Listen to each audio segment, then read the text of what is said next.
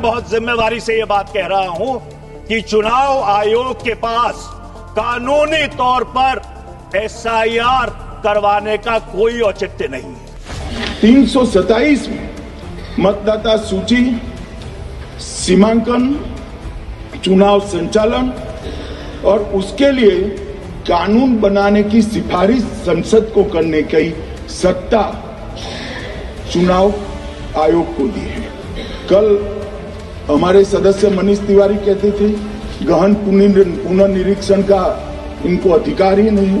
Article 327 पूर्ण अधिकार देता है कि मतदाता सूची इस व्याख्या के आधार पर बनाने का अधिकार चुनाव आयोग को है। मान्यवर एसआईआर पर ही सवाल उठा दिए।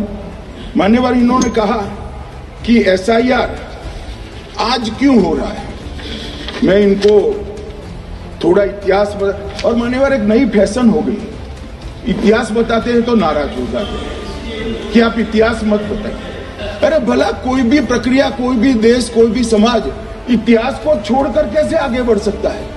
इतिहास कोई भी समाज का महत्वपूर्ण अंग है। मान्यवर हमारे लोकतांत्रिक इतिहास की शुरुआत 1952 से हुई। गहन पुनर्निरीक्षण एसआईआर कब हुआ? 1952 में। एसआईआर की क्या जरूरत है वो कहते हैं, इसलिए मैं कहता हूं। तो उस वक्त प्रधानमंत्री कौन थे? जवाहरलाल नेहरू। किस पार्टी से थे? कांग्रेस पार्टी से। दूसरा कब हुआ? फिर जवाहरलाल नेहरू प्रधानमंत्री थे, कांग्रेस पार्टी से थे। तीसरा हुआ 61 में, उसमें भी जवाहरलाल नेहरू प्रधानमंत्री थे और कांग्रेस पार्टी थे। 65-66 में भी हुआ एक ही गहन पुनर्निरीक्षण 2 साल में हुआ। उस वक्त भी श्री लाल बहादुर शास्त्री प्रधानमंत्री थे, कांग्रेस पार्टी थे। 83-84 में हुआ, इंदिरा जी थी। 87-89 में हुआ, राजीव गांधी थे। 92-93-95 में हुआ, नरसिम्हा राव थे। 2002 और 3 में हुआ, तब श्री अटल बिहारी वाजपेयी।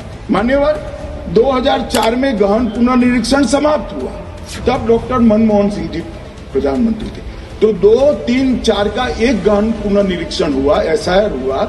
उसमें 2 साल एनडीए के प्रधानमंत्री थे, भाजपा के थे, और 1 साल डॉक्टर मनमोहन सिंह। 2004 के बाद सीधा 2025 में गहन पुनर्निरीक्षण हो रहा है और इस वक्त हम हैं।